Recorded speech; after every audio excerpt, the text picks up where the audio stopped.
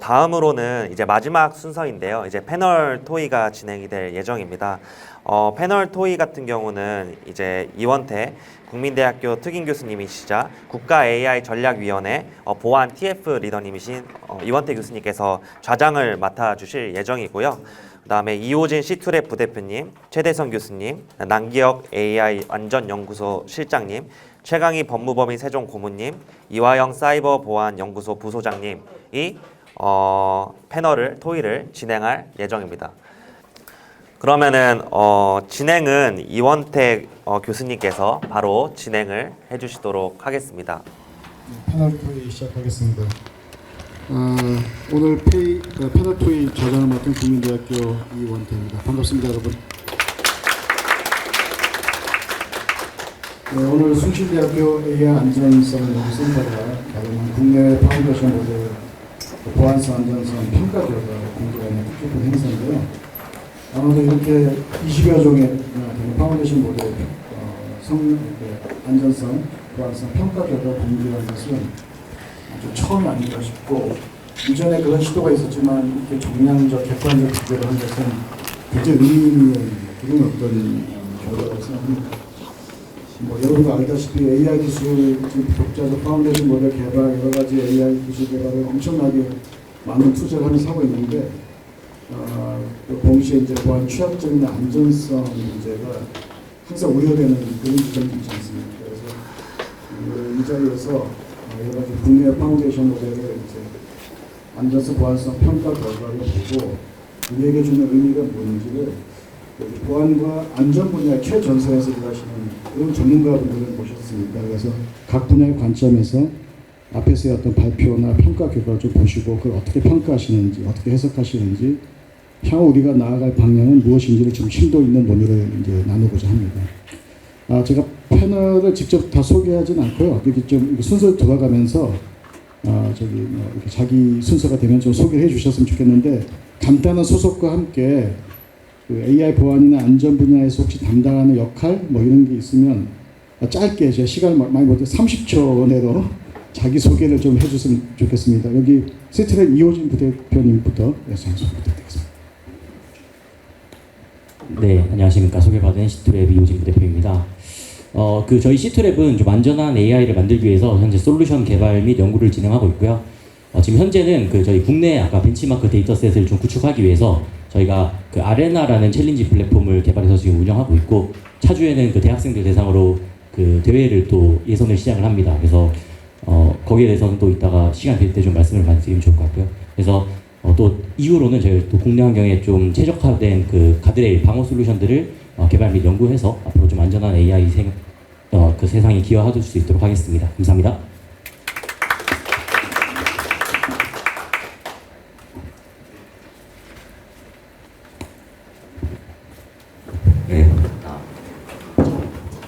저는 아까 소개드려서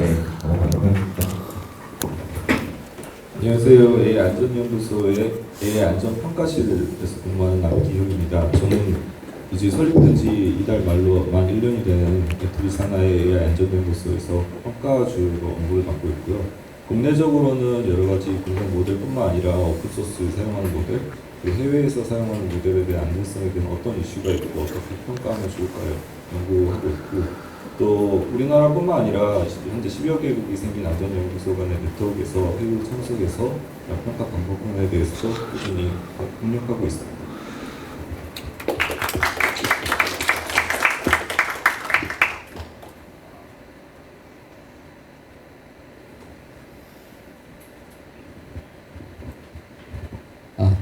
네, 안녕하세요. 법무법인 세종의 최강입니다. 저는 법무법인 세종의 ICT 그룹 AI 센터에 소속이 되어 있고요. 저는 주로 규제 AI와 관련된 글로벌 규제나 국내 규제 동향을 주로 보고 있습니다. 추가적으로 기술적으로 보고 있는 거는 AI를 이용한 해킹, AI로 인한 사이버 위협 쪽을 좀 주로 보고 있는데, 제가 법무법인에서 주로 하고 있는 일이 해킹 사고가 난 사이트에 들어가서 기업들 대응하는 업무를 자문을 좀 해드리고 있어요. 요즘에는 대표적인 게 통신사들 사고 사이트에 지금 들어가서 하고 있다 보니까 실제 발생하는 공격 방법, 공격 양상 이런 쪽에 좀 관심이 많이 있고요. 최근에는 이제 AI 에이전트를 이용한 해킹 이런 쪽에 좀 관심을 두고 보고 있습니다. 오늘 뭐 발표 내용 듣다 보니까 굉장히 의미 있는 평가가 된 것 같아서 기대되는 뭐 앞으로 연구도 많이 있는 것 같습니다. 반갑습니다. 네, 안녕하십니까. 저는 사이버안보연구소 이화영 소장이라고 합니다. 저희 연구소는 말 그대로 이제 사이버 안보에 관련된 이슈들에 대해서 좀 더 집중을 하고 있고 이제 기술적, 제도적 측면들에 대해서 보고 있는데 최근 이제 9월 말에 있던 국가정보자원 관련 화재 사건 이후로는 뭔가 이제 우리가 복합재난 관련된 대응 체계도 한번 고민을 해야겠다는 이슈들이 생각이 이제 많은 의견이 들어오고 있고요. 그거 관련된 이제 제도와 정책 그리고 안보적인 측면들에 대해서 이제 연구를 좀 하고 있습니다. 네, 감사합니다.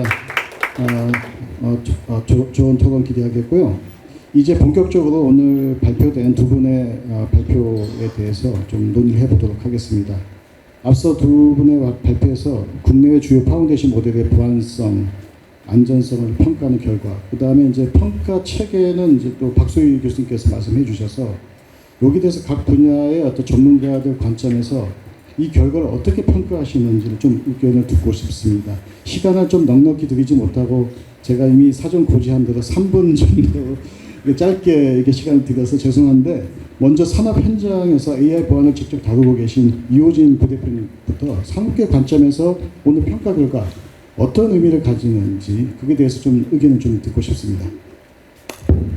네, 앞서 평가 결과 너무 잘 들었는데요. 사실 저희도 이런 비슷한 연구들을 많이 하고 있습니다. 특히나 아마 대부분 이제 오픈소스들이 워낙 많이 또 공개되어 있다 보니까 거기에 대해서 많은 분들이 또 설치를 하셔서 공격도 한번 해보시고 이런 것들 많이 하실 텐데요. 사실 오픈소스에 대해서는 이미 많은 뭐 기업이나 학교에서 많이 하고 있다 보니까 거기에 대해서보다 아까 제가 봤을 때는 실제 환경에서 이제 하는 실험을 하셨던 게 있던데 그게 조금 더 이제 의미가 좀 있었던 것 같습니다. 왜냐하면 사실 아마 대부분의 이제 기업들이나 국가에서 그런 오픈소스 모델들을 바로 사용할 일은 잘 없을 거고요. 대부분 본인들이 이제 파인 튜닝이나 아니면 자기들의 입맛에 맞게 뭐 레그를 붙인다든지 뭐 에이전트들을 활용해서 다양한 기술들 같이 사용을 할 텐데 또 거기에 플러스로 아마 또 다양한 방어 기술들 뭐 지금 이제 막 나오고 있는 뭐 가드레일들이라든지 이런 것들을 또 많이 아마 붙여가지고 할 겁니다. 그래서 그런 것들에 대해서 이제 평가를 하는 게 굉장히 이제 의미 있었다라고 생각을 하고요. 그리고 거기에 대해서 조금 더 이제 안전하다라고 말씀을 해주셔서 굉장히 이제 좀 의미 있는 결과가 나오지 않았나 싶었는데 사실 살짝 이제 조금 제가 이제 전반적으로 아쉬웠던 점만 조금 말씀을 드려보면 아마 대부분의 이제 연구를 보시면 대부분 이제 영문 데이터셋을 활용을 해서 한글로 번역을 하거나 뭐 직역을 하거나 의역을 해서 하는 경우가 좀 대부분이었습니다. 여기도 대부분의 이제 그런 쪽이 많았던 것 같고요. 다른 연구들도 아마 거의 대부분 비슷하게 일어납니다. 근데 아무래도 이제 우리나라 한국어라는 특성 자체를 또 가지고 있기 때문에 사실은 한국어에 대한 어떤 그 특성이 있는 데이터라든지 아니면 뭔가 한국어만의 공격들 뭐 이런 것들도 사실은 조금 더 연구가 많이 돼서 그런 것들이 좀 더 반영이 되면 좋을 것 같은데 아마 아직까지는 그런 것들이 사실 지금 쉽지 않을 뿐더러 아직 또 해외에 있는 것들을 가지고 빨리 또 하는 것도 중요하다고 판단이 돼서 앞으로 추후로는 좀 그런 것들이 좀 많이 일어나면 좋지 않을까 네 그런 생각을 좀 많이 해봤습니다. 네 감사합니다. 이어서 최대성 교수님 학계 연구자 입장에서 좀 예. 연구자 입장에서 이거를 해보니까 굉장히 이제 기준이나 방법이나 이런 것들이 다양화돼 있어서 어떤 객관적인 지표, 방식 이런 것들을 도출하는 연구가 굉장히 필요하다는 생각이 들었고요. 그리고 이제 또 보안 쪽에 대해서는 기존의 테스트에서 많이 다루지 않았는데 이제 단순히 데이터를 입력해서 결과를 얻는 게 아니라 보안 쪽은 이제 그 보안 시스템 시나리오를 구성을 해서 공격 시나리오를 구현을 해야 되는 측면들이 또 앞으로 연구할 게 많이 있어 보였고 그 다음에 이제 하면서 재미있었던 거는 재밌다기보다 이제 좀 특이하게 생각되는 점은 이 모델이 너무 똑똑해서 자기 자신을 잘 공격할 수 있는 그런 상황도 발생을 했고 또 어떤 경우는 모델이 너무 멍청해서 죄송하지만 멍청해서 공격을 제대로 이해 못하고 오히려 그래서 이제 방어가 잘 되는 것처럼 보이는 그런 아이러니한 상황도 목격을 했는데 그런 것들을 잘 고려를 해서 이 평가라는 체계를 마련을 해야 될 것 같고 뭐 단순하게 이제 그냥 데이터, 벤치마크 데이터를 대입해서 공격하는 거로는 좀 한계가 많이 있는 것 같다, 이런 거를 느꼈던 것 같습니다. 고맙습니다. 남기혁 실장님, 그 국가 AI 안전연구소의 연구기관 관점에서 이번 평가 결과 향후 AI 안전연구, 향후 이제 AI 보안 연구에 주는 함의가 있을 것 같아요. 이제 안전연구소에 또 계시니까 그런 관점에서 한번 의견 듣고 싶습니다. 네, 일단 결과가 굉장히 인상적이었고 저희가 하는 것과 상당히 많이 겹치고 있는 것도 느꼈습니다. 특히 그 위험 공격 타입과 분류, 그리고 공격 방법들을 나열하고 거기에 대한 조합에 따라 쭉 체계적으로 평가하는 것은 굉장히 인상적이고 저희도 마찬가지로 고민하고 수행하고 있는 부분이고요. 또 여러 가지 해외 모델이 우수하다는 건 다들 어느 정도 지금은 예상하시겠지만 앞으로 이런 게 계속 국내든 중국, 해외든 미국이든 여러 모델이 계속 업데이트 되면서 발전할 텐데 거기에 대한 어떤 신속한 뭔가 업데이트, 평가에 대한 업데이트도 신속하게 이루어지는 게 굉장히 중요하다고 느꼈고요. 그런 것도 고민하시는 적인 것 같아서 분명히 저희한테도 좋은 피드백이 될 것 같습니다. 근데 저희가 꼭 안전연구 설립한 지 1년 채 안 됐지만 본격적인 평가하거나 이런 거는 아직 한다고 얘기할 수는 없고 방법론을 고민하는 입장에서 현재 평가의 수단이 여러 가지 방법 중에 어떻게 보면은 찔러보기식인 벤치마크에 의존하는 상황이 상당히 좀 걱정스럽습니다. 그런 면에서 학계에 특히 뭔가 좀 자문을 구하고 싶은 거는 벤치마크를 하더라도 어떻게 그 분포와 커버리지를 안정적으로 평가할 수 있을까? 그러니까 지금 어떻게 순위 상대 평가로는 어느 정도 가능한데 그러면 어떤 절대선을 긋고 이 정도는 안전하고 안전하지 않을 수 있는 그런 이론적 근거가 있을까? 이런 것들이 굉장히 좀 부탁드리고 싶은 게 있고요. 또 하나는 최근에 자동화 추세가 되다 보니까 평가 자체도 LLM 문제성이 좀 커지고 있습니다. 데이터 생성부터 번역 포함해서 그리고 기술을 언급해서 LLM 조치까지 그러면은 평가를 수행하는 것도 LLM이 하면은 자기가 잘 못하고 물론 덕분에 좋은 새로운 공격 패턴도 발견하셨지만 그런 거에 대한 고민도 좀 필요할 것 같습니다. 네, 고맙습니다. 네, 고맙습니다. 다음은 최장희 고문인데 저랑 함께 사이버 보안의 함께 전선에서 같이 일했다는 분인데요. 지금은 이제 모범에 가셨기 때문에 법 제도적 관점에서 이런 평가 결과가 향후 AI 규제, 어떤 거버넌스 이런 측면에서 좀 어떤 의미를 갖는지도 얘기해 주시고 해요. 최고님 부탁드리겠습니다. 네, 굉장히 좀 의미 있는 규제나 제도화 시장에서 봤을 때는 의미 있는 연구가 되는 것 같습니다. 최근에 EU가 AI 규제를 이제 한 발 물러서는 모습을 보이고 있었거든요. AI법을 가장 먼저 규제를 만들었던 이유에서 법에서 요구하고 있던 규제 내용이 좀 강력했습니다. 고위험도 AI에 대한 어떤 위험도 평가라든가 영향 평가라든가 이런 것을 요구를 하고 그런 부분에 대해서 충족하지 못하는 모델을 사용을 못하게 한다거나 제한적인 사용을 요구하는 내용들이 있었는데 이러한 실질적인 규제를 하기 위해서는 이 수단이 있어야 되거든요. 이 영향 평가나 위험도를 객관적으로 평가할 수 있는 수단이 없는 상황에서 이런 좀 규제를 만들었다는 게 좀 시장에서도 큰 문제점들로 지적이 됐었는데 그 선결 조건이 바로 이런 건 것 같습니다. 실제 AI의 세이프티나 시큐리티 측면에 어떤 객관적인 평가할 수 있는 평가 수단이 있어야 되거든요. 그래서 누구나 인정할 수 있는 결과를 가지고 그 위험도를 이야기를 하고 사용을 제한할 수 있어야 되는데 그런 측면에서 굉장히 좋은 어프로치가 되고 있다.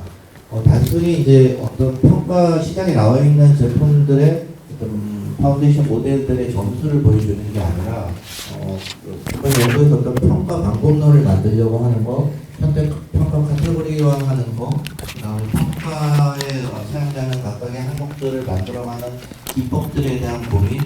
사실 이런 것들이 조금 더 앞으로 평가 방법을 객관화할 수 있는 좋은 시도인 것 같습니다. 그래서 단순히 이제 이 모델의 점수가 몇 점을 나왔다 이런 점수를 냈다는 것보다도 이런 체계적인 어떤 평가 방법들을 만들어가는 접근을 했다는 게 굉장히 좋아 보이고 이런 것들이 결국 이제 잘 저희가 계속 만들어가서 누구나 신뢰할 수 있는 먼저 평가 방법들이 만들어줘야 결국 어떤 AI가 안전한 것인지 이 사이버 보안 쪽에는 어떤 문제가 있는지 이런 것들을 이야기할 수 있을 것 같습니다. 그래서 저 개인적으로도 이런 평가 방법들이 선행돼서 좀 같이 연구가 돼야 된다 이런 의견이 있었는데 거기에 아주 부합하는 좋은 연구라고 생각이 들고요. 앞으로도 좀 이런 평가 체계에 대한 지속적인 연구가 좀 필요하다고 생각을 합니다. 감사합니다. 마지막 이화영 소장님인데 이제 이화영 선생님은 사이버 안보연구소 소장을 맡고 계시기 때문에 아마 AI 모델의 어떤 보안성, 안전성 이 평가 결과를 사이버 안보 관점에서 좀 보시면 좋을 것 같아요. 해서 소장님의 의견 부탁드리겠습니다. 네, 최근 그냥 이슈로 보게 되면 어제 난 뉴스이기도 한데 여러분도 이제 잘 알다시피 이제 대부분 국가가 지원하는 어떤 사이버 위협이나 어떤 대규모 작전들이 많이 일어나고 있습니다. 기본적으로 지금은 국가가 지원하는 이제 방대한 규모의 어떤 이제 사이버 위협들은 기본적으로 정교해지고 매우 규모도 크고 장기전으로 이제 이루어지는 부분들이 많기 때문에 이런 부분들에 있어서 AI가 갖고 가는 이제 AI 에이전트가 이제 일상화되는 이 시점에서 평가에 관련된 이런 부분들을 나눌 때 먼저 중요한 데이터와 이 데이터에서 나오는 지표들 그리고 지표에 관련된 평가들을 여러분들이 이제 많이 고려를 하고 연구를 하고 계시는데 이 지표를 이제 선정하거나 할 때 지금 이제 우리가 여기 오늘 평가 이제 발표에서 3가지 위협 공격에 관련된 것들을 발표를 이제 공격 3가지 종류를 말씀해 주셨는데 여기서 가장 위협적인 게 프롬프트 인젝션 어택입니다. 여기에 관련된 내용이 가장 중요한 것들이 구조적이고 굉장히 시스템적인 공격이 많고 안보적인 측면에서 이 공격에 관련된 이슈들이 좀 많이 이제 언급이 되고 있습니다. 그래서 이런 자율적 전파 가능성이 높은 이제 공격들에 관련돼서는 이제 외부 데이터 그리고 시스템 권한까지 좀 고려를 해야 될 필요들이 있기 때문에 이 부분들에 대한 노력과 이제 연구들이 좀 더 이제 집중도가 높아지게 되면은 어떤 데이터 유출이나 시스템 오작동, 어떤 규제 위반 같은 어떤 서비스를 마비시키는 복합적 피해 상황을 좀 더 효과적으로 조율을 하거나 줄일 수 있다고 생각합니다. 그래서 이번 연구가 이제 영어권에 있는 대부분의 모델들이 훨씬 더 평가 점수가 높았잖아요. 그렇지만은 사실은 이것보다 우리가 자체적으로 통신대 내부에서도 벌써 관련된 이제 공격들에 대해서 2가지 정도를 또 이제 개발을 하셨고 이것이 인베리드 이제 제일 브레이크 어택이나 이런 부분들이 굉장히 우리한테 좋은 데이터의 지표들을 만드는 데 있어서 하나하나 이제 그 역할을 할 거라고 생각을 하거든요. 그런 기대를 가지면서 이런 국내 모델들이 조금 더 뭔가 기초적인 베이스를 가지고 발전해 나갈 수 있는 어떤 정책적 그리고 제도적인 그리고 복합 재난에 대한 어떤 이런 이슈들에 대해서 AI도 같이 이제 일상생활에 들어갔을 때 어떤 식으로 발전하는 건지 정책적인 것도 같이 고민을 할 수 있는 틀을 마련하는 계기가 되었으면 합니다. 이상입니다. 네, 먼저 오늘 발표한 평가 체계, 평가 방법론, 그다음에 20개의 국내 파운데이션 모델 보안성 안전성 평가 결과에 대해서 패널 분들의 어떤 다양한 관점, 의견을 좀 들어봤는데요. 저도 사실 최강희 부모님 말씀하고 좀 비슷한 그런 소감을 피력할 수밖에 없을 것 같아요. 왜냐하면 제가 지금 얼마 전에 이제 범부처 정보 보호 종합 대책에도 일부 소개되었습니다만 AI 모델, AI 시스템, AI 서비스의 보안 내재화가 이제 굉장히 요구되고 있고 그것을 좀 검증할 수 있는 방법론, 평가 체계에 대해서 언급을 하고 있어요. 그걸 아마 국가 AI 안전연구소에서도 그런 어떤 방법론을 고민하고 계신 걸로 알고 있고 지금 많이 얘기 나오는 게 이제 AI 모델에 대한 지금 여러 군데서 이제 뭐 독자 파운데이션 모델뿐만 아니라 AI 특화 모델, 특화 AI 모델까지 만들고 있는데 좀 보안을 내재화할 수 있도록 하는 것과 아울러서 그것이 만들어졌을 때 생길 수 있는 여러 가지 보안성, 안전성에 대한 일종의 뭐냐 상시적인 AI 레드 티밍 체계를 구축하는 문제에 대해서도 좀 정책 과정을 좀 검토 중에 있습니다. 그래서 근데 그런 논의에 앞서서 학계에서 이렇게 숭실대에서 이런 평가 모델을 먼저 만들고 평가까지 결과까지 이렇게 제시한 것은 굉장히 선제적인 그런 어떤 것이라고 굉장히 의미가 있다고 생각하거든요. 그래서 지금 뭐 이런 평가 방법론이 결과가 어떻게 나왔느냐 이게 중요한 게 아니라 이런 평가 방법론 체계를 계속 진화시켜 나가는 그런 작업들을 숭실대를 비롯해 학계에서 계속해 주신다면 참 좋겠다. 정부 입장에서도 그런 어떤 연구 성과들을 좀 활용할 수 있도록 좀 기반을 만들어 주시는다고 생각해서 의미가 있다고 생각합니다. 지금 페널티를 간단히 얘기 듣고 좀 이따가 또 다른 주제 얘기할 텐데 혹시 참석한 청중 분들 중에서 혹시 뭐 두 분의 발표자한테도 좋고요. 이렇게 패널 분들한테 혹시 질문 꼭 하고 싶은 거 미리 좀 질문을 좀 받고자 하거든요. 있으면 손 들어 주시고. 네. 너무 전부 다 온라인 시청하고 계셔서인가? 혹시 온라인 상에서 댓글이나 이걸로 혹시 질문 같은 거 좀 접수된 게 있습니까? 없나요? 네, 없으면 그러면요, 제가 하나 좀 저장으로서 한 가지 말씀드릴게요. 두 분 발표자 모두 AI 보안하고 AI 안전 이거 두 가지를 통합적으로 다루면서 평가 체계를 만들고 평가를 적용하셨거든요.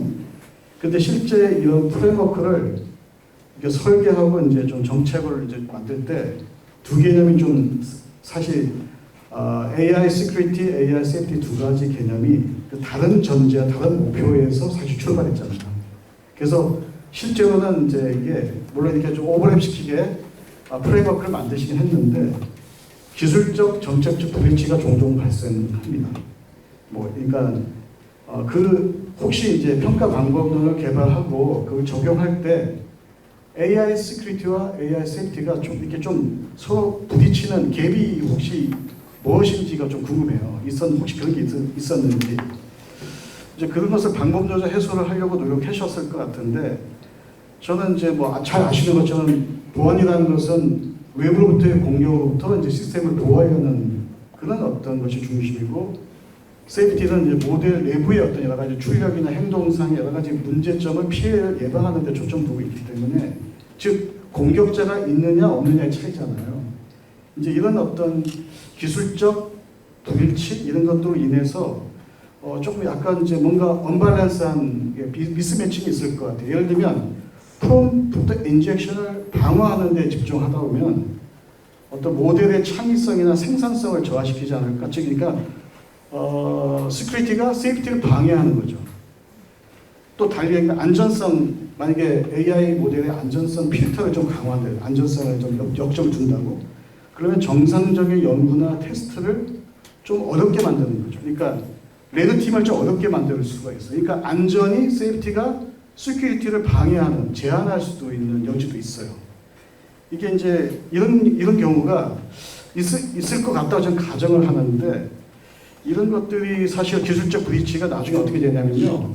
AI 세이프티는 어떤 부처가 기관이 해야 되고 AI 시큐리티는 어떤 부처 기관이 해야 되라는 정책의 어떤 분리가 더 나타나요. 예를 들면 우리가 해킹사고, 대규모 해킹사고 많이 일어났을 때 개인정보 유출은 개보위가 하고 해킹 조사는 과기부가 하고 기사가 하고 이런 식의 또 정책 분리치가 많이 발생하는 것처럼 AI 세이프티와 시큐리티를 동시에 평가하다 보면 생기는 기술적 불일치나 이런 것이 잠재적으로 나타나고 이걸 갭을 갖다가 메꾸기 위한 평가 방법론상의 어떤 고도화 작업도 좀 필요하지 않느냐라는 것을 그 패널 분할까 또 발표자 특히 이제 나와서 이렇게 여쭤보고 싶은데 거기에 대해서 좀 이렇게 좀 답변을 좀 부탁드립니다. 좀 너무 어려운 질문 죄송합니다. 질문이 없어서 그냥 청중 질문이 없어서 제가 대신한 겁니다.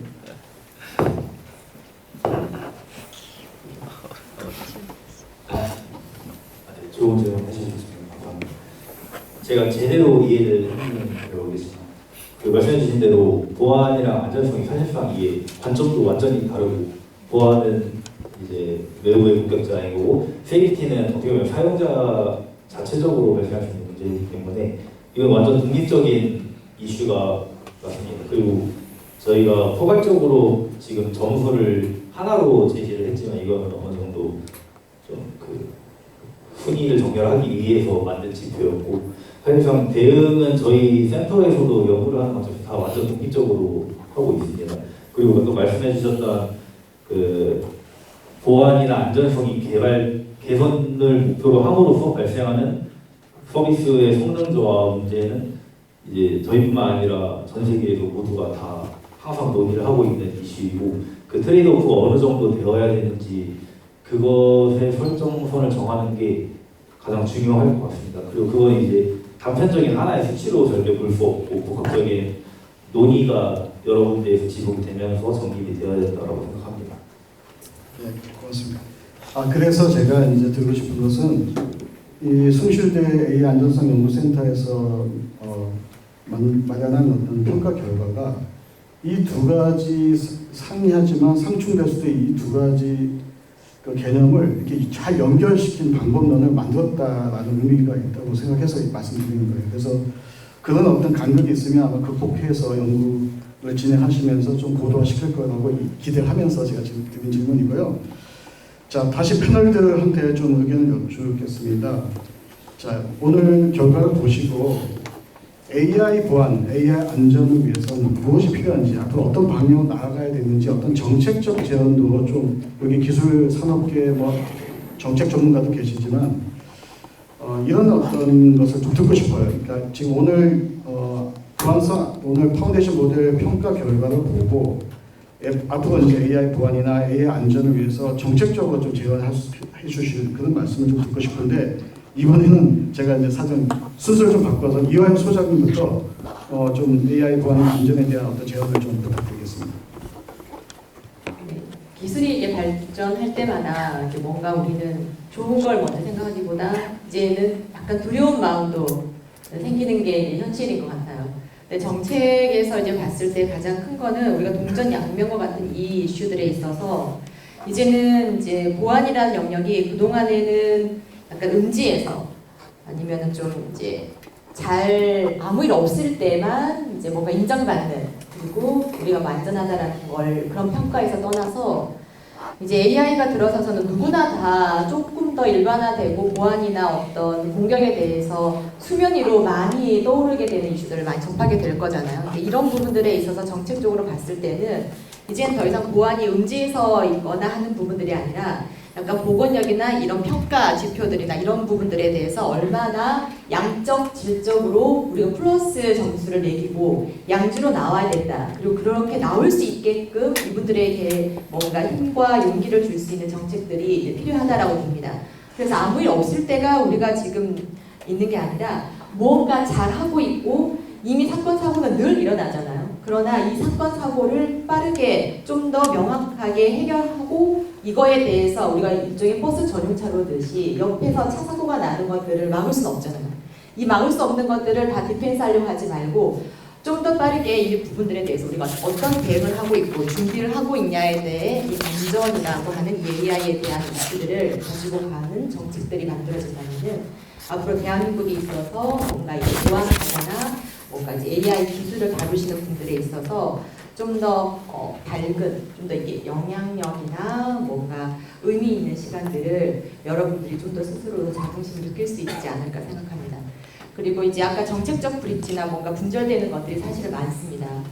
책임과 권한 때문에 문제인데 저는 이 모든 부분들이 하나로 연결이 되어야 이제 어떤 소통의 창구가 된다라고 보고 있거든요. 그래서 어떤 사이버 이슈나 문제가 생겼을 때 이게 AI가 됐던 어떤 것이든 문제를 해결하는 것과 그거에 대한 어떤 이제 경제적 개보위가 뭔가 이제 개인정보에 대한 어떤 책임을 이제 개별적 어떤 기업이나 뭐 정부의 아니면 어떤 게 권한을 해서 매긴다 하더라도 금액적인 거를 이 모든 것들이 그걸 노력을 했던 사이버 위협에 있어서 먼저 이거를 잡고 뭔가 해결을 하려고 했다 이런 부분들에 대한 영역에 있던 부분들과 서로 소통하거나 서로 연결되는 접점들이 만들어져야 이게 내가 열심히 고생하고 따로 뭔가 이걸 또 집행하면서 거기서 또 이루어지는 요거도 먹는 이런 약간 불상사 이런 것들에 대한 서로가 좀 부담감을 좀 덜 수 있지 않을까 싶습니다. 그래서 그런 부분들에 있어서 약간 정책적으로 소통할 수 있는 계기들, 그리고 좀 더 양지로 나올 수 있는 보안 이슈들이 여러분이 또 이렇게 많이 등장하길 기대합니다. 네, 고맙습니다. 정책 소통과 협력이 더 필요하다는 말씀을 강조해 주신 것 같고요. 최강희 부모님은 이제 뭐 워낙 사이버 보안 최전선에서 엄청난 많은 사건들을 이렇게 대응하면서 이렇게 그런 노하우도 갖고 계시고, 아무래도 이제 또 AI 시대가 본격화되다 보니까 또 아마 또 그게 또 많이 다를 거예요. 이전과 달리. 그러면서 또 이제 로펌에 계시니까 최근엔 또 AI 보안, AI 안전에 대한 새로운 이슈에 대해서 또 법제도적 차원에서도 좀 고민을 많이 하실 것 같아요. 네, 좀 제안을 좀 부탁드리겠습니다. 기술적으로 제가 가장 우려하는 부분은 AI 해킹 에이전트 부분이거든요. 이게 이미 현실화되고 있고 펠리세이드 리서치에서 운영하는 허니팟에 이미 AI 해킹 에이전트를 이용한 탐지가 한 10건 이상 이렇게 지금 되고 있습니다. 또 전문가들이 우려하는 뭐 바이브 해킹 이런 것까지 지금 우려되고 있는 상황인데요. 이게 전혀 다른 위협 양상으로 변하고 있는 것 같습니다. 기존의 뭐 봇 같은 경우에는 사전에 공격자가 프로그래밍한 것에 대한 행위들을 하지만 에이전트로 넘어가면은 에이전트가 스스로 새로운 취약점을 찾고 새로운 공격 방법들을 계속 모색해 나갑니다. 그게 이제 24시간 365일 해킹 이제 단계에 접어들게 되고, 표적을 찍어 놓으면 상시 해킹을 하기 시작을 합니다. 그래서 이 방어자가 단 한순간이라도 업데이트를 안 하면, 단 하나라도 중요한 취약점 패치를 놓치는 순간 바로 해킹이 실행이 되는, 지금과 전혀 다른 실시간 해킹 이제 위험에 노출되는 이런 양상이 나타나게 되는데요. 이 위험에 이제 사실은 좀 안타깝게도 근본으로 제가 문제점으로 보고 있는 건 이제 이 AI 이런 파운데이션 모델뿐만 아니라 이런 알고리즘들이 오픈소스 기반으로 많이 공개가 되고 있습니다. 해커들도 이거 사용하거든요. 이 오픈소스 가져다가 자기 서버에서 학습시켜서 해킹에 특화해서 사용을 합니다.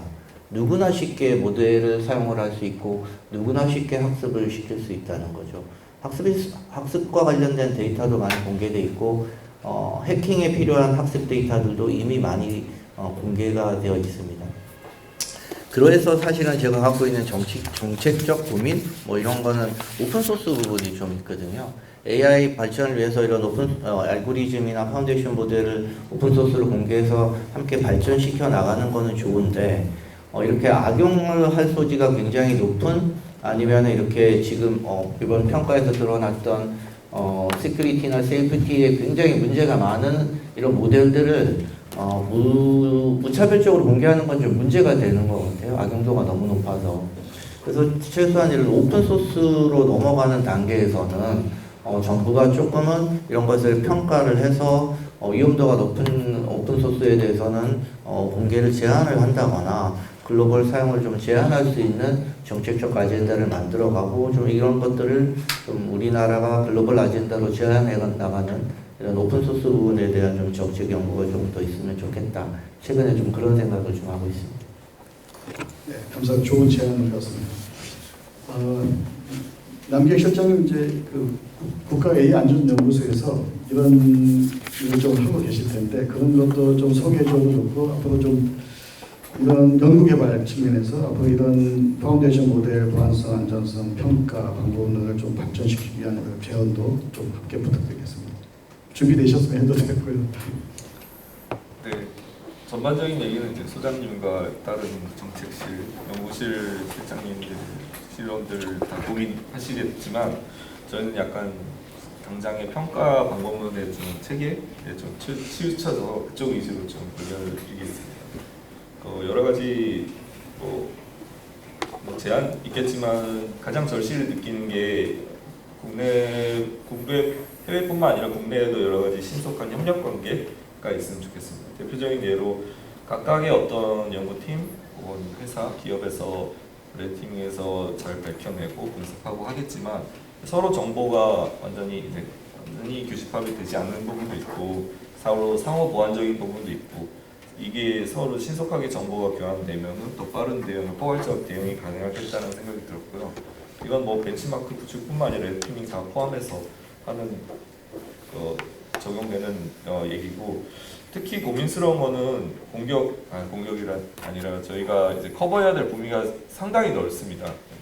가장 원초적인 거로는 미국 같은 경우 그 오픈AI나 엔트로픽에서는 아주 인류의 위협까지 고민을 시작하고 있습니다. 그러니까 이 AI가 우리를 넘어설 때 스카이넷처럼 농담처럼 하는 얘기를 거기서 이제 진짜 고민해서 벤치마킹을 해도 이런 공격이 뚫리냐, 제일브레이크 되냐, 세이프가드가 뚫리냐 이거뿐만 아니라 우리 능력을 벗어나느냐에 대한 테스트도 상당히 많이 하고 있습니다. 예를 들면은 우리가 만든 AI 모델이 AI를 만들 수 있느냐, 개선시킬 수 있느냐, 소프트웨어 개발 능력이 있느냐, 자율적으로 얼마나 더 할 수 있느냐 이런 것도 커버가 돼야 되는 거고요.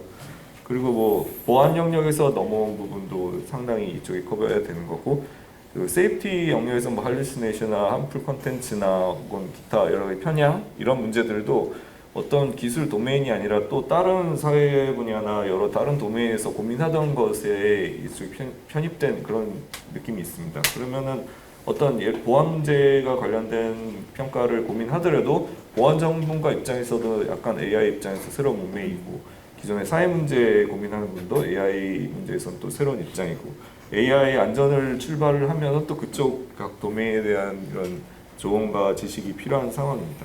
그런 것들이 굉장히 절실하게 느꼈습니다. 그리고 좀 전에 이제 오픈소스도 언급해 주셨는데 저희도 좀 주목하고 있는 게, 오픈소스 베이스 모델이 하나 나오면 그게 끝이 아니라 누구나 그거를 파인튜닝해서 또 변종을 만들 수 있고, 이렇게 퍼지면은 그 위험이 저희가 알 수 없게 확 퍼지게 돼 있습니다. 최소한 기본 베이스 모델이 공개되고 거기에 대해서 어떤 변종을 만들 때는 뭔가 안전성 검증을 거쳐야 되지 않을까, 그런데 어떤 효과적인 방법이 있는지에 대해서는 계속 고민하고 입장인데, 그런 것도 조언과 어떤 정책적 제도가 필요할 것 같고요.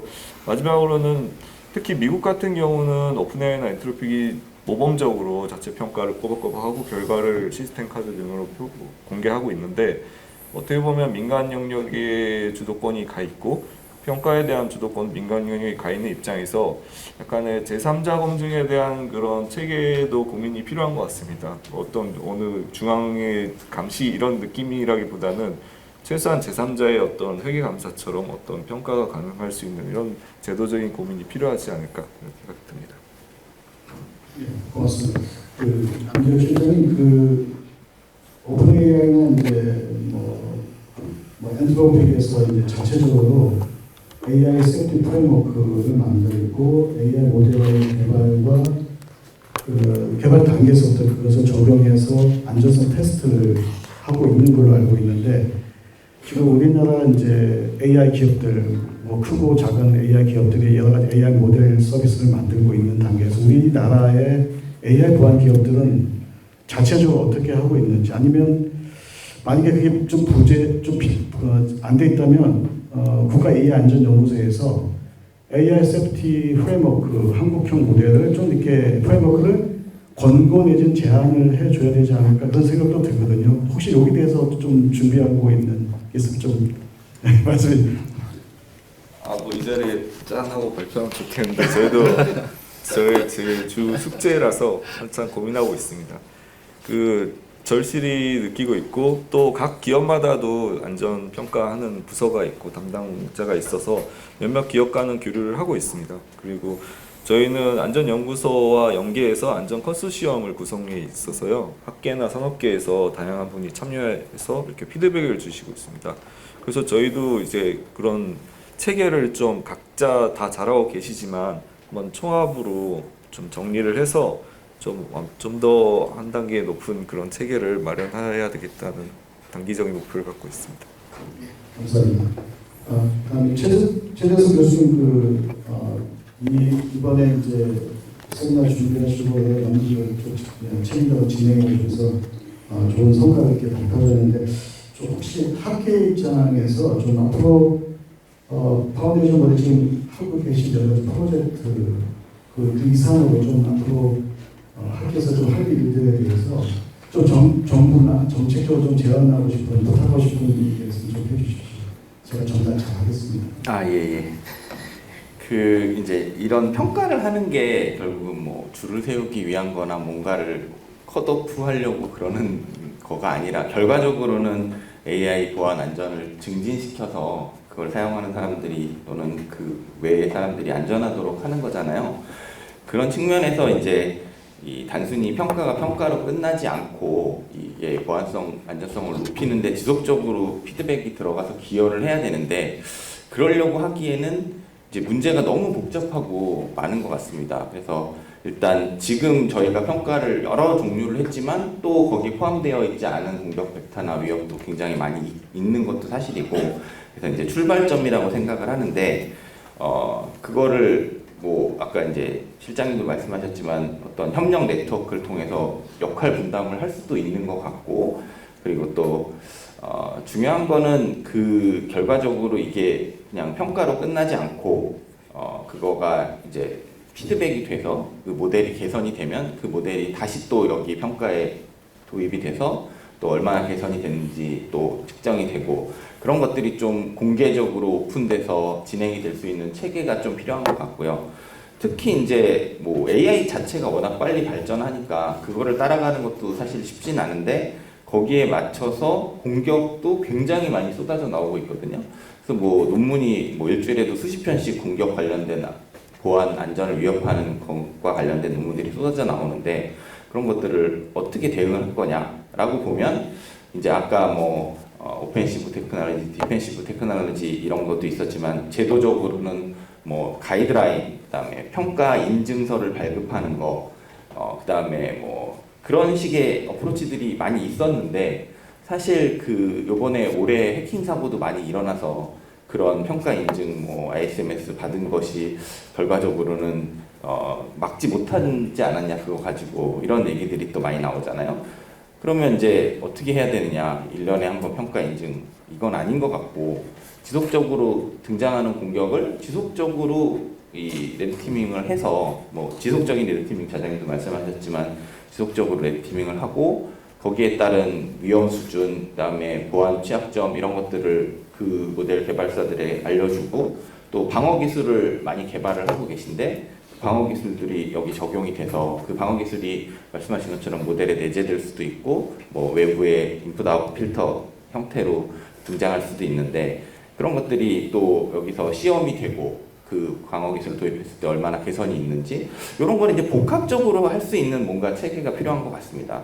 저는 그거를 갖다가 이제 뭐 AI 레드티밍 플레이그라운드라는 이름을 붙여봤는데요. 결과적으로 여기는 단순히 레드티밍을 하는 것뿐만 아니라 아까 말씀하신 뭐 위협 정보 공유, 실시간으로 발생하는 위협 정보가 일단 여기서 공유가 되고 그것들이 당장 이제 이 레드티밍에 반영이 돼서 현재 모델들에 적용이 돼서 테스트 돼보고 거기에 따른 경고와 공유, 경고랑 위험 수준 공유하고 또 방어 기술이 그거에 맞춰서 연구가 돼서 오면 그걸 적용해보고 이런 게 아주 그냥 빠른 속도로 계속 순환이 돼야만 그 이게 실시간으로 증가하는 위협을 최강 교수님도 말씀하신 AI 쪽도 결국 실시간으로 증가하는 위협이 생기고 있는데 이런 것들이 대응이 가능하지 않나. 그리고 또 그거와 관련된 공격 방어 기술을 연구하는 많은 연구자들이 저희도 사실 그랬는데 그 연구한 기술을 테스트해 볼 수 있는 테스트 베드도 없거든요. 그러면 이제 그런 테스트 베드 역할도 하면서 이 레드티밍 플레이그라운드가 또 이제 한 가지 측면은 그거를 할 수 있는 전문 인력도 거의 없단 말이죠, 국내에는. 그래서 이제 그 전문 인력을 양성을 하면서 그 인력들이 거기서 자기의 스킬을 연마를 하고 또 스킬업을 할 수 있는 그런 터전도 되고 R&D의 테스트 배도 되고 그 다음에 말씀드린 이제 위협에 대한 대응, 평가, 보안, 시험 이런 것들이 한꺼번에 다 이루어지는 형체가 저는 이제 레드티밍 플레이그라운드라는 이름으로 말씀을 드렸는데 사실 뭐 교육 관련해서는 버클리 대학에서는 AI 레드티밍 부트캠프라는 것도 있어서 뭐 단기 과정이지만 인력 양성 이런 형태도 있습니다. 그래서 거기서도 이런 실습이라든지 이런 걸 해볼 수 있는 체계들이 있는데 그리고 결과적으로는 뭐 레드티밍과 보통 이제 아이삭으로 얘기하는 그 위협 정보 공유 체계가 통합이 돼서 그리고 거기에 뭐 추가적으로 인력 양성까지 할 수 있는 그런 어떤 체계가 반드시 필요하다 이렇게 이제 생각을 하게 됐고요. 그거를 이제 강력히 제안을 드립니다. 네. 아까 세미나 전에 이제 잠깐 최대선 교수님과 얘기 나누면서 지금 말씀하셨던 앞으로 장차 개발되고 유통될 AI 모델, AI 서비스들에 대한 보안 내재화를 넘어서서 상시적인 AI 레드티밍 체계를 구축하는 것. 그 다음에 이제 AI 모델을 자주 쓰면서 생기는 새롭게 발생하는 수많은 AI 기반의 위협 정보들 있죠. 이런 것들 잘 모아가지고 빨리 공유해서 패치할 수 있게 하는 AI 아이삭, AI 기반의 어떤 위협 정보 공유 분석 센터 같은 거죠. 이런 플랫폼을 만드는 것. 그 다음에 이제 지금 화이트 해커 주체의 인력 양성 체계가 있긴 합니다만 AI에 특화된 보안 인재 양성하는 것 이런 것들이 사실 정보 정책에 좀 반영되고 논의를 하고 있고 사실 일부 정보 보호 종합 대책에 좀 소개가 됐거든요. 그런 점은 지금 아마 관련 부처에서 잘 준비해서 반영하고 있는 걸로 알고 있습니다. 제가 한 가지 여쭤보고 싶은 것은 뭐냐면요. 지금 레거시 디지털 인프라 환경에서 그 화이트 해커를 비롯해서 민간 전문가, 민간 연구자가 보안 취약점을 공개를 하는 행위가 일단 현재는 망법상 불법이죠. 한번 이렇게 스캐닝을 정보통신망에 들어서 스캐닝을 하거나 취약점을 막 이렇게 공개하면 안 되는 거죠. 이게 불법으로 아마 돼 있을 겁니다. 이런 것들이 AI 환경에 대해서는 이런 굉장히 여러 가지 취약점들이 하루에도 수십 개, 수백 개 나타날 것 같은데 아까 실시간 위협의 성격을 얘기하는 것처럼 최고는 이런 것에 대해서 지금 이제 여기 AI 보안 인재들이 이제 그런 민간 연구자 이런 연구를 하면서 그런 엄청난 많은 자원이 투입된 AI 모델에 오픈소스 말고요. 그 모델 취약점들을 발견해서 그걸 빨리 공개하고 해결할 수 있도록 해야 되는 이런 행위가 법의 어떤 틀에 갇혀 있으면 안 되잖아요. 이런 어떤 법적인 문제를 좀 해소할 수 있는 어떤 제도적인 문제 이런 것도 사실 고민을 해야 되지 않나 이런 생각을 혹시 이런 연구를 계속 하면서요. 그런 고민을 혹시 생각이 안 드셨는지 그게 좀 궁금했어요. 교수님보다 그쪽에 많이 하셨기 때문에 이제 저는 기존 레거시라고 하긴 그렇지만 이제 기존 보안에서도 취약점을 발굴해서 공개하는 거에 대해서 굉장히 절차적인 고민을 많이 했고 그런 경험들이 많았었는데 이쪽은 더 그런 것 같습니다. 그리고 이제 또 다른 분야에서도 AI의 어떤 법적인 지위에 대해서 고민을 하고 있는데 이쪽도 저희가 아까 말씀드린 내용 중에는 AI가 공격을 도출해낸 것들도 많거든요.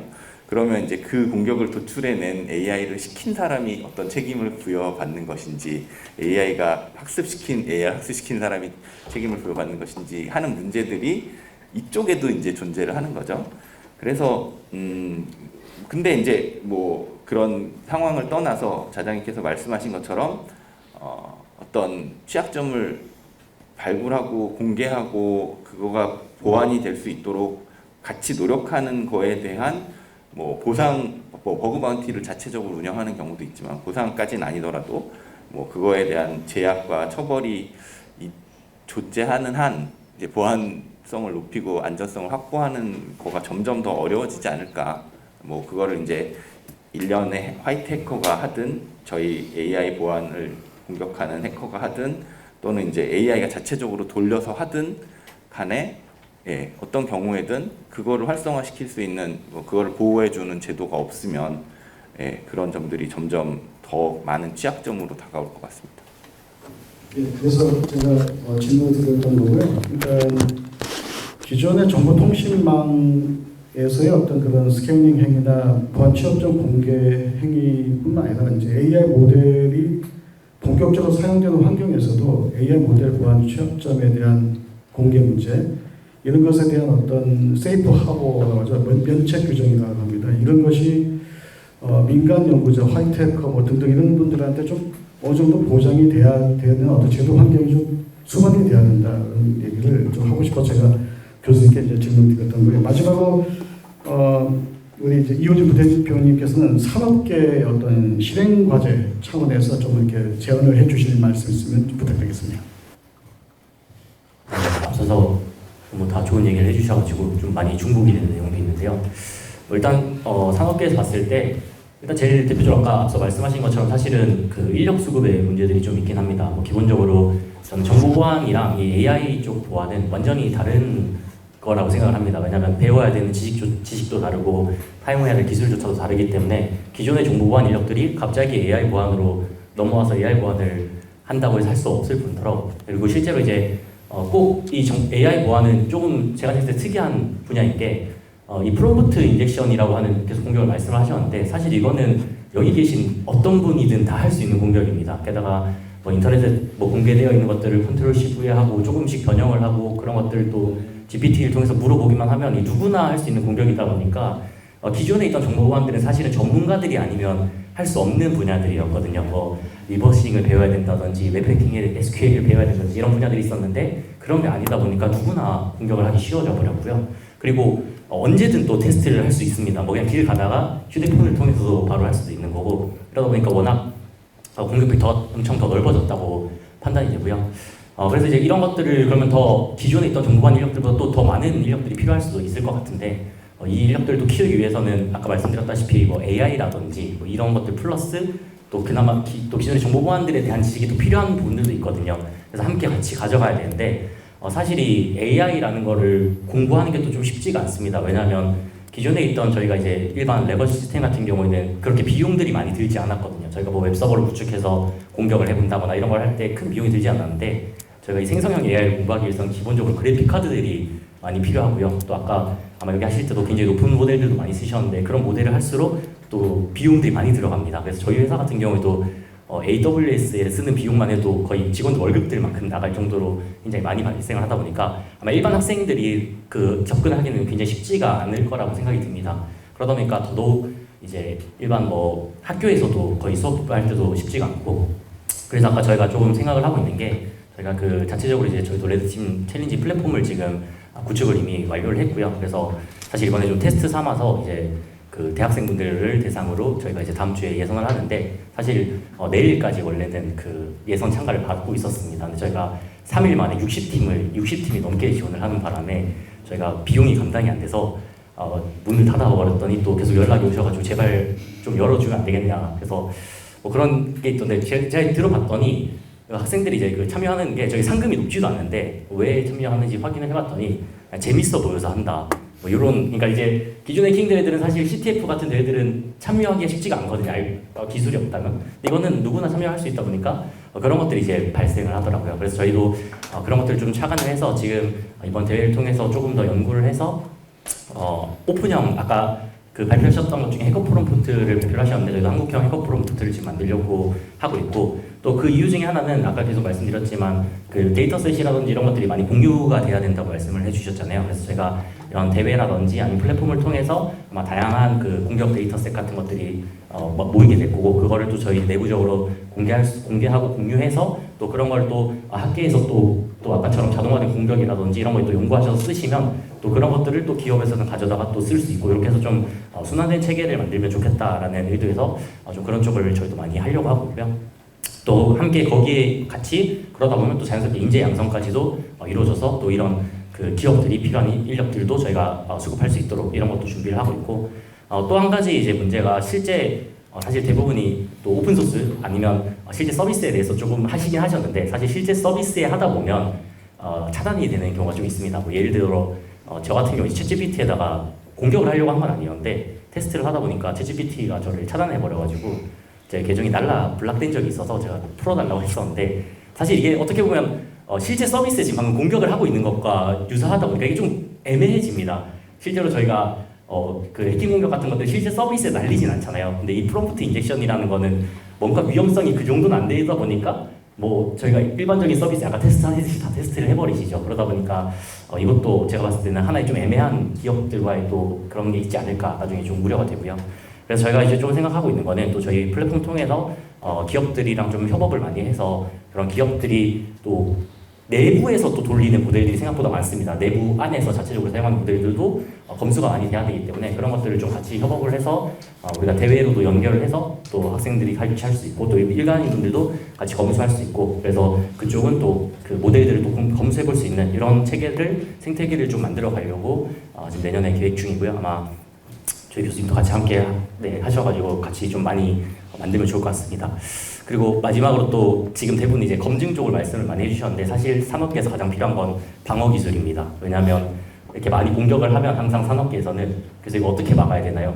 뭐 어떻게 보완해야 되나요? 아니면 이거 그럼 저희가 만약 모델을 쓰려면 이게 어느 정도의 안전성이라고 판단이 되면 이 모델을 쓸 수 있나요? 하는 이런 기준들이 명확히 없다 보니까 되게 많이 질문도 하고 물어보세요. 근데 사실 저희도 아직까지 다 가지고 있지 않습니다. 다들 기업에서 나름 자체적으로 만든 어떤 기준이라든지 아니면 학계에서 만드신 기준들 그리고 심지어 해외도 다 기준이 다 다릅니다. 그러다 보니까 그런 거에 대한 기준이 좀 빨리 만들어져야지만 어떤 그 업체들에서도 그런 생성형 AI를 만들어서 충분한 검증을 통해서 밖에 내서 서비스를 만들 수 있을 텐데 지금 그런 게 없다 보니까 굉장히 좀 아마 제한도 많을 거고요. 그리고 아까 말씀드렸다시피 결국 방어 기술이 어떻든 중요한 부분인데 아마 지금 제 생각에는 저희가 정보 보안에서도 계속해서 그 화이트 해커들 특히 공격자들의 위주로 많이 돌아갔는데 생성형 AI 쪽 보안에서도 지금 사실 대부분 다 레드 티밍만 대부분이 많이 아직까지는 강조를 하고 있습니다. 근데 저는 블루 팀에 대해서도 충분히 많은 반영이 돼야 된다 생각하고요. 그래서 지금 나왔던 이런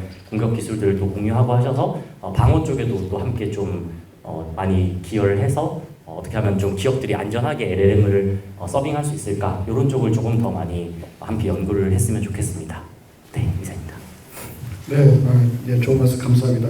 그러지 않아도 AI 보안 정책 방향을 설정하는 데 있어가지고 AR 레드 티밍과 블루 레드 티밍을 좀 균형 있게 하자는 제안이 좀 있어서 그런 정책 과제를 지금 반영해서 논의를 하고 있습니다. 그리고 또 한 가지 이제 AI로 활용한 사이버 공격의 문턱이 굉장히 낮아지는 문제, 즉 저비용화 문제, 어떤 호기심으로 인해서 발생하는 저연령화, 아이들도 할 수가 있는 이런 문제가 좀 심각한 것 같아서 거기에 대해서는 좀 뭐라고 해야 될까요? 기업의 어떤 책임도 있지만 좀 AI 윤리와 같은 사회 정책적인 어떤 그런 과제도 좀 제기가 될 동시에 수반될 것 같아요. 그 패널분들의 어떤 소중한 의견과 제언을 감사히 잘 들었는데요. 혹시 저기 두 발표자님께서 오늘 주 패널들의 얘기 듣고 짧게 좀 생각을 좀 한 3분 이내로 간단하게 박 교수님부터. 네.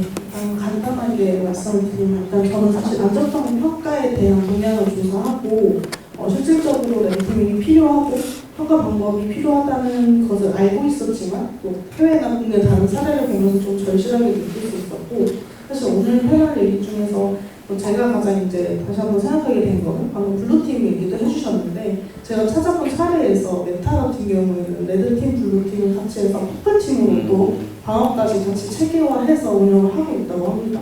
사실 저희도 안전성과 이런 보안성을 평가하는 이유는 방어 개발을 통해서 더 나아가기 위함이었으니까 아무래도 이제 저희는 레드팀을 해서 내부적인 데이터도 쌓였으니 이걸 활용해서 또 레드팀과 별도로 다양한 방어 개발이나 또 정책에 들어갔으면 꼭 필요한 부분을 좀 도출할 수 있지 않을까라는 생각을 했고 다양한 말씀들은 저희가 이제 돌아가서 저희 또 센터에서 반영할 수 있도록 해보겠습니다. 감사합니다. 네, 나 교수님. 네, 저도 오늘 모두 해주신 말씀을 들으면서 굉장히 많은 것을 배웠고요. 저희도 이것을 이번에 준비를 하면서 굉장히 많은 조사를 했는데도 불구하고 아직 몰랐던 내용들도 굉장히 많아서 이러한 레이팅과 관련된 내용들이 같이 공유가 될 수 있는 장이 좀 활성화가 되었으면 좋겠고요. 그리고 이제 우리나라의 이 산업이 안전하게 발전하기 위해서 어떤 쪽으로 좀 생각을 해야 되고 어떤 쪽으로 발전해야 되는지 많이 배울 수 있었습니다. 감사합니다. 네, 감사합니다.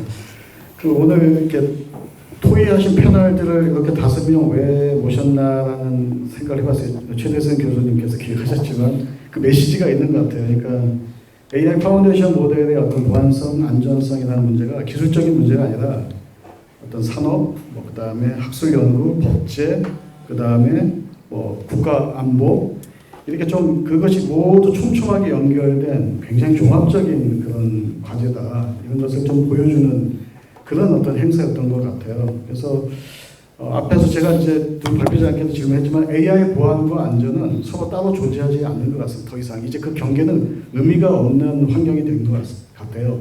보안은 안전의 전제가 돼야 되고요. 안전은 또 보안을 사회적 가치로 확장하는 그런 과정이라고 생각합니다. 그래서 기술, 법제, 정책 이렇게 좀 따로따로 노는 그런 어떤 단계에서 좀 벗어났으면 좋겠고요. 이제 오늘 토론에서도 느꼈지만 산하견 정의 공동으로 이제 신뢰 가능한 AI의 어떤 기준을 만들어가는 그런 통합적인 거버넌스로 가는 그런 어떤 시작점이 되어야 된다고 생각하고요. 오늘 두 발표하고 토론들이 패널 토의가 이제 그 출발점이 되었다고 생각합니다. 그래서 발표하신 두 분께 감사드리고요. 이 자리 준비해 주신 풍신대학교 AI 안전성 연구센터에도 깊은 감사의 말씀을 드립니다. 그리고 끝까지 저희를 함께 지켜주신 청중 여러분께도 감사의 말씀을 드립니다. 이상 패널 토의를 마치도록 하겠습니다. 여러분 감사합니다.